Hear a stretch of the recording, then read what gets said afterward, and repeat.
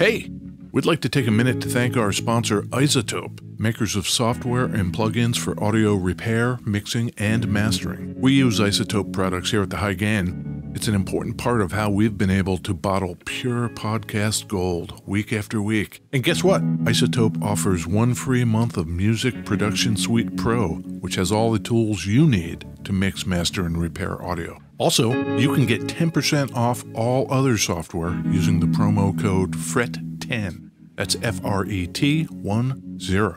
All of this is at isotope.com, IZOTOPE.com.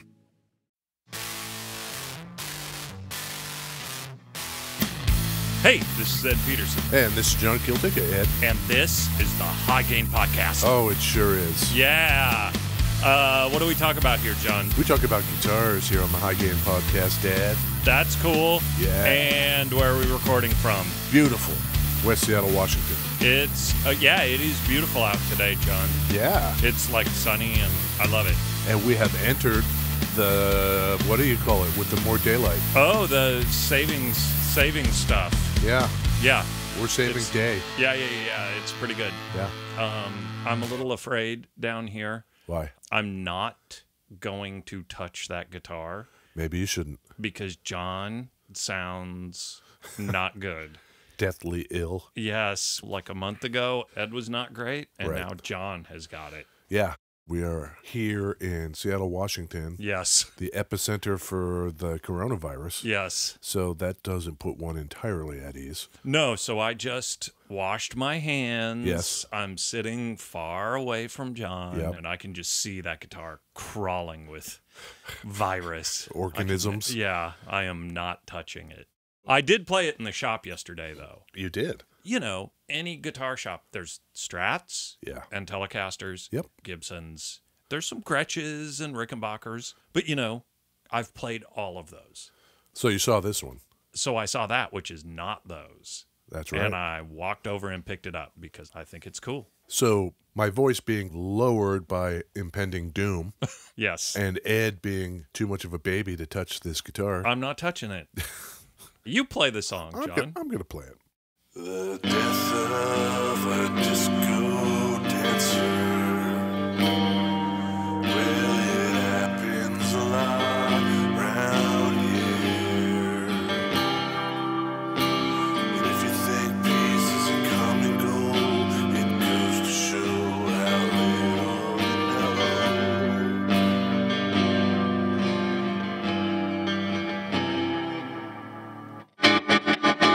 Beverages.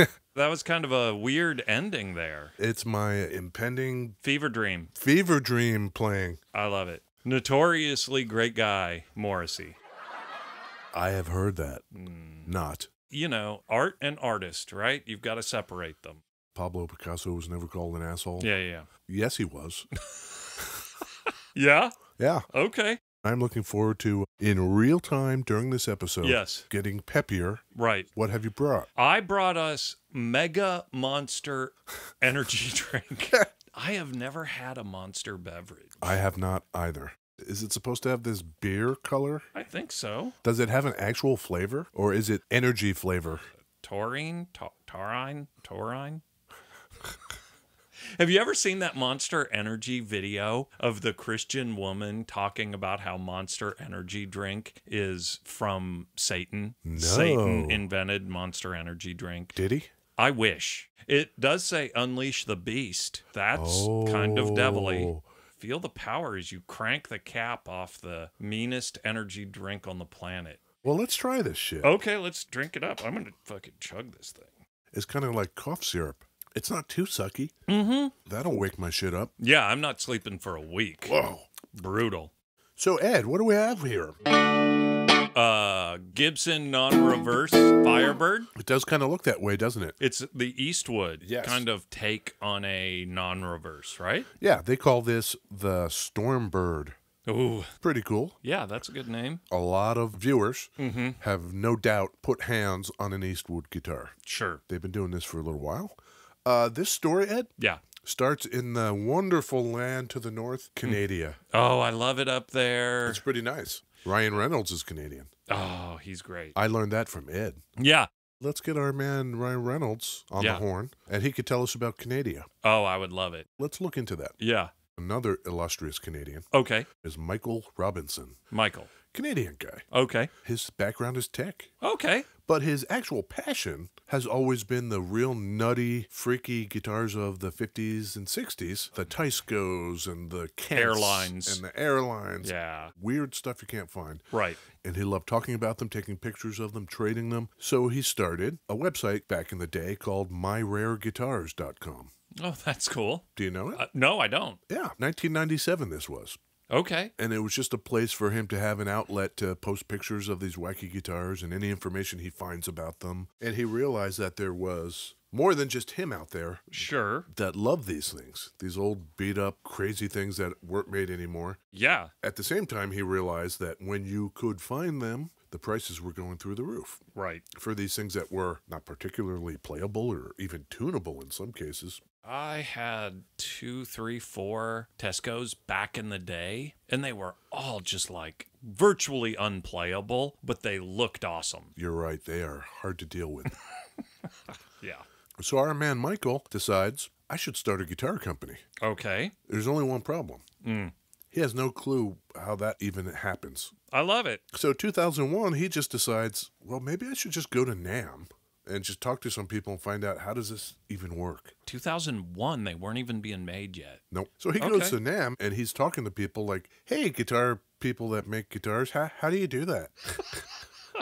That's great. And I guess he gets some information and he just kind of like goes back home and founds Eastwood Guitars. Okay. And the mission statement is, as it is today, to reproduce rare vintage electric guitars. He wants to take all those cool things he likes and reproduce them cheaply and make them playable. That's his whole deal. That's the niche he wanted to deal with. So in 2002, the next year, he's got a company and he decides to go back to NAMM and see if he can get people to build these things for him. 2001, he goes, he doesn't know anything. 2002, he goes back and he has a company but no manufacturing. Right. He has one guitar he's carrying around. Sure. And he's walking around the booth saying, like, what would it take to recreate this? Make this for me.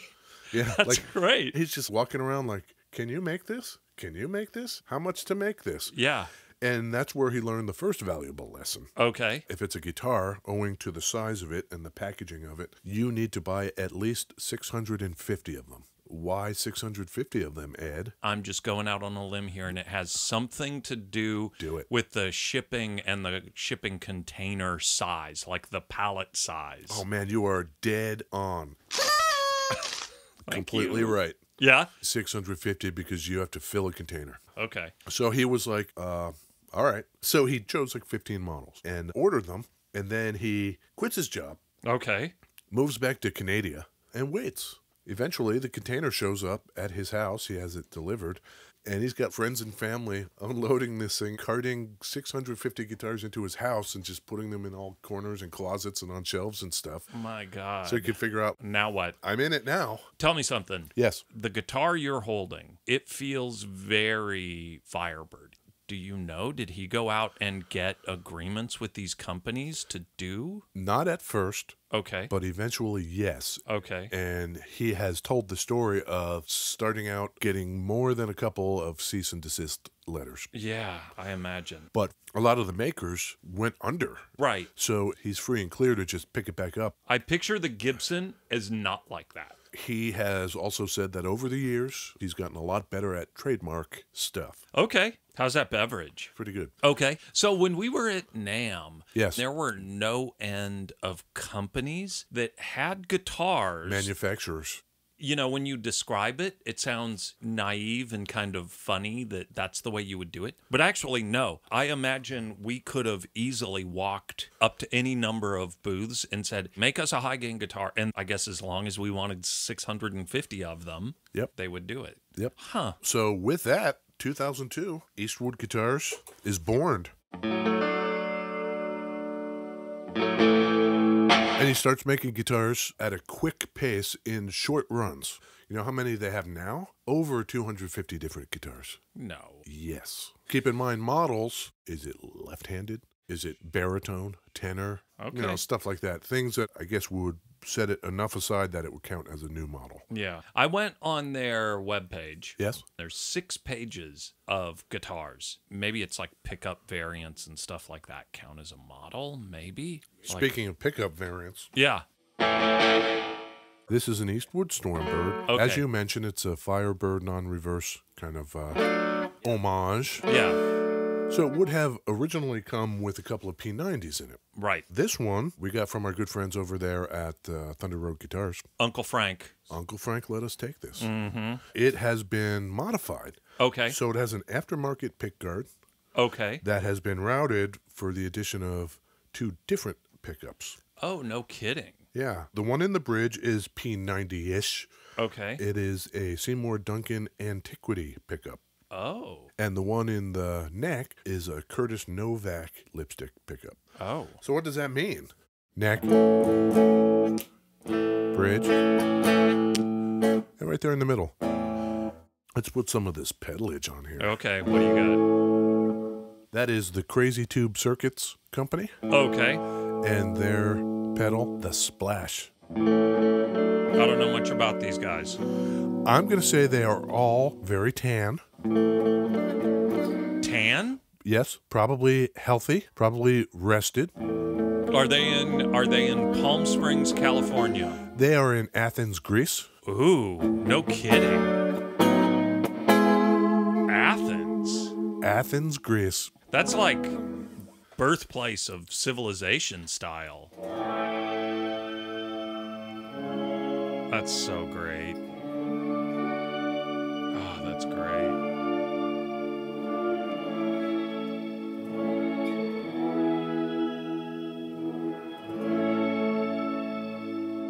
Awesome. Crazy what? Crazy Tube Circuits. Out of Athens, Greece. Athens, Greece. If we add to that, this cute little guy, What's that? this is one of those miniature MXR carbon copy analog delays. Oh, yeah. Take the, yeah. The Splash off. Oh. Yes, please. From the beginning, he wanted the people that sold them to believe in the product enough to actually carry them. Yeah. Guitar Center wanted to be a dealer and not stock them in the shop where people could pick them up and play them. Weird. Our man Michael was thinking, well, I have a website that I already tell people they can buy them on. What do I need you to do that for? EastwoodGuitars.com. Yes. 2009, he solves another problem. Oh. With the people buying online, shipping is an issue depending on where you are. Sure. People in Europe want these. Man, that's a lot of money to ship guitars one at a time to wherever in Europe. Yeah. He opens up a warehouse in Liverpool. Oh, okay. It's cheaper to just stock that warehouse Yeah, totally. and deal with it from there. Now he's realizing the same problem exists on this continent. Even though he's in Canada, the vast majority of the sales on this continent are in the U.S. Mm-hmm. Let's open a warehouse there, too. Okay. Chicago. He went central. Yep. You could go to New York, super easy. You could go to California. Yep. This guy's thinking. Yeah, U.S. operations. Love it. That's pretty cool. Omaha might have been a good spot because that's like nice and central for the whole country. So then, 2013, Okay. opens a warehouse Yes. in Nashville Okay. in partnership with our man, Dennis Fano. Oh, no kidding. Yeah. Oh, that's interesting. Yeah. This is also an interesting thing. Yeah. You're hipping me to all kinds of cool stuff. So Fano is Fano the man, interested maybe in making more modest price point guitars in addition to the high-end Novo stuff he's doing. Right. Maybe he likes the way our man Michael runs his shit. I like this. And the hits keep coming in. Oh, 2015, okay. We're getting modern. we're getting modern. Okay. The Eastwood Custom Shop. Oh, no kidding. What is that? I don't know what that is. Tell me about it. What he started realizing was they were putting out all these different models, and the success of the models was harder to predict than he would have wanted. So it's one thing to say, sure. oh, I'm going to put out this crazy old Hagstrom thing, Right. and then like cross your fingers, enough people like it to make it worthwhile. Right. Or the opposite problem. We're going to put out this crazy guitar. Let's make our normal 40 of them. Oh my gosh, we have orders for thousands of them. We're not prepared. So he took a page out of Kickstarter's book. Okay. They made a web page that was essentially their own Kickstarter. And it goes something like this. Okay. Here's a guitar we're thinking about doing. You donate a $125 deposit, and if we meet the threshold for production, we'll make them. If we don't worry about it. You get your $125 back. No harm, no foul. Right. I dig that model a lot. Especially when you add the partnerships into it. Remember when we did the Ibanez guitars in the 70s and 80s, and we talked about the Cloud guitar? Do you remember that thing? Yeah. Blobby. Totally. So they worked with him. What's the guy's name? Bob One? The Devo guy. Sure. Whose guitar that was. Yeah. They put it up there on the Eastwood Custom Shop. Hey, we're working with Bob One over here. Right. You know Bob One's Cloud guitar? We're thinking of redoing that. What do you think of that? Sure. And so they were thinking that they would get their normal kind of sign-ups of 40 or 50 people that dig this. Apparently, Devo has a Facebook page that has tens of thousands of followers. Sure. So I guess that thing shot through the ceiling, and then it ended up making like a couple thousand of them. Yeah, like that model takes so much risk out of the manufacturer's side. You actually get an idea of what your run is going to be. Yeah. Comic books, John. Do they do that too? You go into a comic book store, and if some artist, writer that you're into has a new book coming out, Right. they totally base their print runs on pre-orders. People going into a comic book store and saying, hey, get me this issue. I think that's great. Yep. They have successfully funded doing this. Close to 100 different models. A lot of them have been added to their kind of Their main line. their main catalog. So there's eastwoodguitars.com, and then I did not realize there's eastwoodcustoms.com. Right now there's a Kent Rebel 3 up there. There's a Airline Jetsons tenor. Oh, that's cool. Hell yeah. I had no idea this page existed. Are you okay, John? Yep. Are you going to make it at least through this episode? Yes. Okay, you sound not great. Your eyes look rummy. You know what I mean? Roomy? Yeah. Roomy. You're a little hangdog right now. Little hangdog. Yeah, that Monster Energy. You pounded it. I got to switch over to the black coffee. Okay. God damn. As I mentioned, they've made close to 100 models in the custom shop, and a lot of those ideas have come from customers themselves. Sure. Hey, how about this for an idea?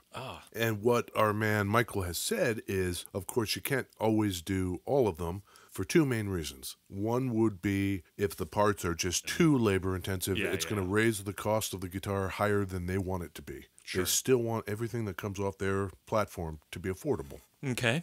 The other reason is he still has to keep in mind any existing trademark issues. Oh, sure. If he can't nail down the trademark, he just can't do it. He certainly knows what he's doing, but like that Fender Maverick. Right. It's called the Maverick. It looks just like the Maverick. I wonder if you've got like business dudes like, hey, let's get in touch with Fender. Let's see if they'll license the name. Yeah. What's this guy's name? Michael what? Michael Robinson. We should get Michael on the horn. You know what I'm saying? Yeah. I have a whole new appreciation for this. Yeah. Oh, man. We have not had that discussion in a while. How's it play, John? It plays really well. I don't recall the neck on Thunderbirds, but it's got a baseball bat style neck on this thing.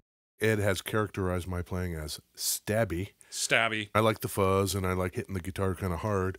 The thicker or maybe a little wider necks, that's okay for me. I don't mind it. Yeah. So this one, to me, plays well. I don't know what Ed thinks of it because he's too scared to touch it. Yeah, I think the choice of putting the higher end pickups in this one, that was a good call on somebody's part. We found out listener Johnny sent this to Thunder Road. Superfan Johnny. Yeah, shout out. Sent some stuff up to Uncle Frank. He was working a little trade action. That's awesome. Yeah. How you liking that guitar there, Superfan Johnny? Johnny. Yeah. Get some pictures out there on the Instagrams. Yeah, tag us in some action. We like that. Yeah. You know what, Ed? What? 2018 over there in Liverpool. Mm-hmm. They have a music festival every year. Love it. Since Eastwood is there anyway, they set up a tent, like a pop-up shop. Yeah, pop-up shop. Okay. And they give all the bands that are playing anywhere in that area guitars. So all the bands go play their shows. It's really good press for Eastwood and the brand. And this guy's got his game on lockdown. So what he's talking about now, in the now time, you ready? He's going to have a U.S. production? Yes. Oh, my God. Is that true? That is true. The plan is to bring production home. I couldn't find any details, so is that the entire catalog, or is that just very specific things?